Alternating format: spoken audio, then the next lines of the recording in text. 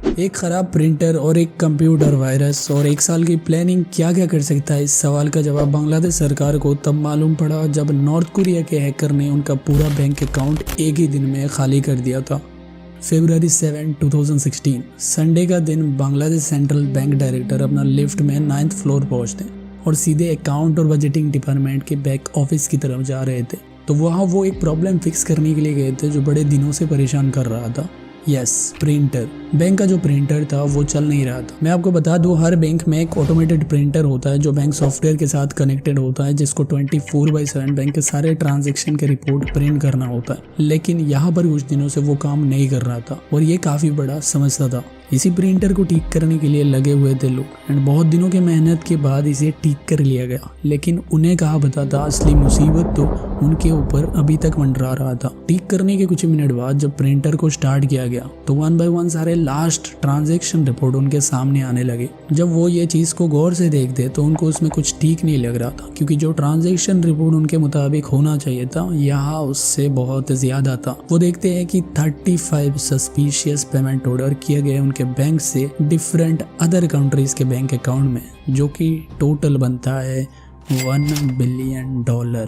ये देख के मान लो बैंक स्टाफ का पैरों तले जमीन खिसक गया। ये पैसा जा कहाँ रहा था और किसने ये पैसा ट्रांसफर किया, बजाय इतने टाइट सिक्योरिटी होने के बाद भी। बैंक में चारों तरफ अफरा तफरी मच गया था और सारे बैंक स्टाफ लग गए पेमेंट को स्टॉप करने के लिए, लेकिन तब तक बहुत लेट हो चुका था। अब ये चोरी हुआ था फरवरी 2016 को, लेकिन यहाँ चोरी का जो सफर था वो 9 महीने पहले से ही शुरू हो गया था। फिलीपींस, मई 2015 4 बंदे जो बांग्लादेश के ऊपर काल बन के निकले थे फिलीपींस के RCBC बैंक के जुपिटर स्ट्रीट ब्रांच पर एंटर करते और वहाँ वो 4 बैंक अकाउंट ओपन करते हैं, जिनमें चारों बैंक अकाउंट पर $500 रखते हैं। फिर क्या, फिर वो गायब हो गए। जी हाँ, फिर वो कभी वापस नहीं आए। 9 मंथ तक उस अकाउंट पर कोई ट्रांजेक्शन कुछ भी नहीं हुआ। ना वापस चलते हैं बांग्लादेश में। जनवरी 2016 घटना होने से 1 मंथ पहले बांग्लादेश बैंक के एक एम्प्लॉय अपना ईमेल चेक कर रहा था, जो कि डेली का रहता है हर एम्प्लॉय स्टाफ का, अपने बैंक पर अपना अकाउंट वगैरह ईमेल वगैरह चेक करना। लेकिन इसमें वो एक ऐसा गलती कर देता है जो पूरी दुनिया को शॉक्ड करने वाला था। He just clicked on a virus attachment of an email. सुन जब उसने क्लिक किया देन वो वायरस अपने बैंकिंग सिस्टम में इंस्टॉल होना शुरू हो गया था। क्योंकि ये सारा काम स्क्रीन के पीछे हो रहा था, so he don't know anything about it.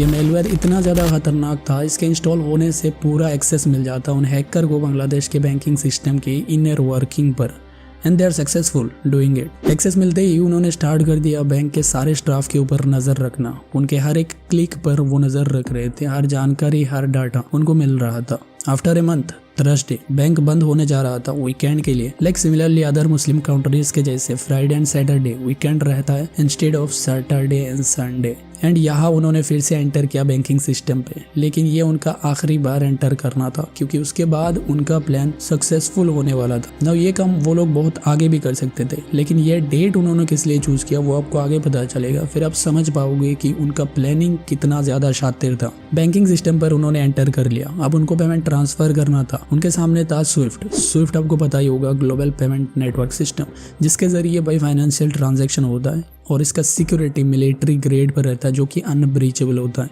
अब अक्सर जो बैंक हैकर होते हैं वो फोकस करते हैं लोगों के इंडिविजुअल लॉगिन क्रेडेंशियल चोरी करना, उससे उसको आसानी हो जाता है हैक करने में। लेकिन बात यहाँ कुछ और था। ये हैकर पीछे पड़े थे बैंक को लूटने के लिए, एंड इसके लिए उनके पास पूरा डाटा अवेलेबल था जो लास्ट 1 मंथ से वो लोग कलेक्ट कर रहे थे, जिससे बैंक के एम्प्लॉय बन के स्विफ्ट को इजीली वो ब्रीच कर सकते थे। And this is what they actually did. Enter करते ही इंस्टेंटली 35 ट्रांसफर रिक्वेस्ट सेंड किया गया स्विफ्ट से न्यूयॉर्क के फेडरल रिजर्व बैंक पर, total of amount of $1 billion, जहां पर बांग्लादेश वीकेंड मना रहा था। अब न्यूयॉर्क क्यों? न्यूयॉर्क इसलिए क्योंकि बांग्लादेश बैंक का वहां पर अकाउंट है जहां पर बिलियंस ऑफ डॉलर डिपॉजिट है just for international settlement. Hacker की दी गई डिटेल्स से उस सारा पैसा न्यूयॉर्क से एशिया के अलग अलग देश के बैंक अकाउंट पर ट्रांसफर करने का डिटेल्स सेंड किया गया।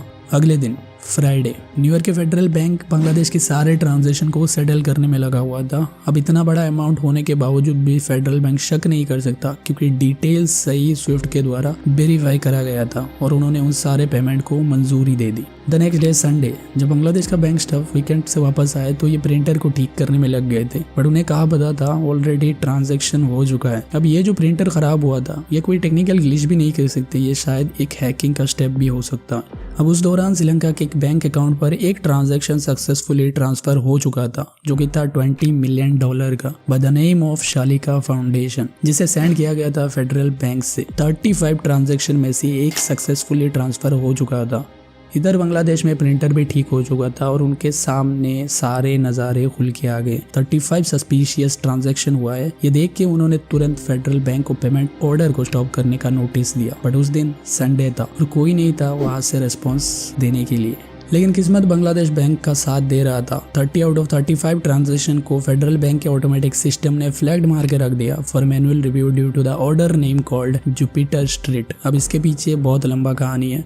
इसके कारण हैकर्स के टोटल 870 मिलियन ब्लॉक हो चुके थे, जो कि ये बिल्कुल एक्सपेक्टेड नहीं था हैकर के लिए। लेटर ये 30 फ्लैग जब नजर में आया फेडरल बैंक के स्टाफ्स को, उन्होंने क्लैरिफिकेशन के लिए बांग्लादेश को एक कॉन्फर्मेशन ऑर्डर भेजा, बट उन्होंने जब देखा बांग्लादेश ऑलरेडी ऑर्डर को स्टॉप करने के लिए नोटिफिकेशन उनको भेज चुका है, तो उन्होंने इमीडिएटली ये सारे ट्रांजेक्शन को शट डाउन दे दिया। बावजूद इनके जो 5 ट्रांजैक्शन आउट ऑफ 35 सक्सेसफुल हो गए थे, जो ऑटोमेटिक सिस्टम पकड़ नहीं पाया वो तो चला गया था। अब ये 5 ट्रांजैक्शन गया कहाँ था?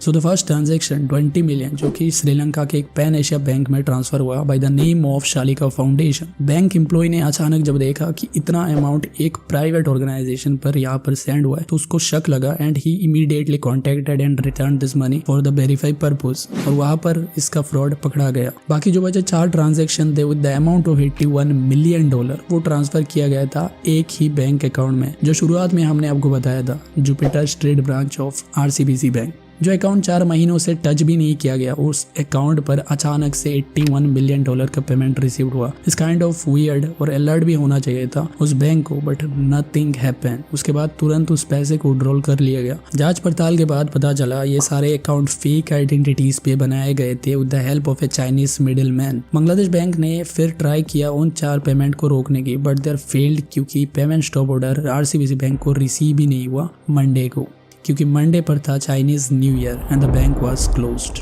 अगर आप इस पूरे प्लानिंग को ऊपर से नीचे तक देखोगे देन आपको यहाँ पर नजर आएगा कि कितना सही तरीके से यहाँ पर इसे सक्सेसफुल किया गया था। फ्राइडे सैटरडे बांग्लादेश में weekend, Saturday Sunday weekend in New York and Monday जो वीकेंड था फिलीपींस में। इसे देख सकते हैं कि हर जो दिन था हैकर के साइड में ही था और ये सब एक प्लान के मुताबिक ही था। अराउंड $81 मिलियन रोक नहीं पाया बांग्लादेश, लेकिन यहाँ कुछ और उनके हाथ में लगा। हैकर ने तो पूरा ट्राई किया था सारे एविडेंस को रिमूव करने की सिस्टम से, लेकिन फिर भी साइबर सिक्योरिटी एक्सपर्ट सक्सेस हुए उनका डिटेल्स निकालने में। उन्होंने देखा जो टूल यूज किया गया बांग्लादेश बैंक हैश में वो पहले भी डिफरेंट फाइनेंशियल अटैक में यूज हो चुका है दुनिया भर में। इससे साबित हो चुका था कि यह कोई और ग्रुप नहीं बल्कि लॉजरस ग्रुप था। लेकिन बात यहाँ पर खत्म नहीं होता। जब एक्सपर्ट डीपली चेक करते हैं तो देखते हैं कि जो IP एड्रेस दिखा रहा था लॉजरस ग्रुप का वो और कोई नहीं बल्कि नॉर्थ कोरिया से था। And this is how it was revealed that North Korea was involved in this attack. That's all, see you in the next.